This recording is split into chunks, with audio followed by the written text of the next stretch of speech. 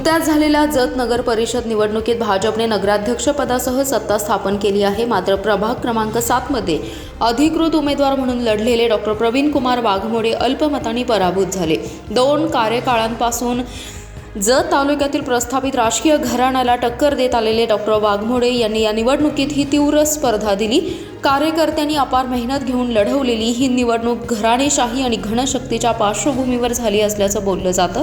पराभव असूनही वाघमोडे यांच्या संयमी, लोकहितवादी आणि विकासाभिमुख कार्यपद्धतीमुळे त्यांना स्वीकृत नगरसेवक पदाची संधी द्यावी अशी कार्यकर्त्यांची मागणी आहे। विधानसभा सदस्य आणि लोकप्रिय नेते माननीय गोपीचंद पडळकर यांच्याकडे कार्यकर्त्यांनी अधिकृत मागणी केली असून वाघमोडे यांना संधी मिळाल्यास प्रभागाचा विकास आणि कार्यकर्त्यांचे मनोबल दोन्ही वाढेल असा त्यांचा आग्रह आहे। डॉक्टर वाघमोडे हे गेल्या 15 ते 20 वर्षांपासून भाजपसोबत राहून पक्षाच्या वाढीसाठी सातत्याने प्रयत्नशील आहेत। जतच्या राजकारणात आज भाजपचा झेंडा भक्कम उभा आहे आणि या वाढीत डॉक्टर वाघमोडे यांचं योगदान लक्षात घेऊन त्यांना न्याय मिळाला पाहिजे अशी चर्चा सध्या तालुक्यात रंगत आहे।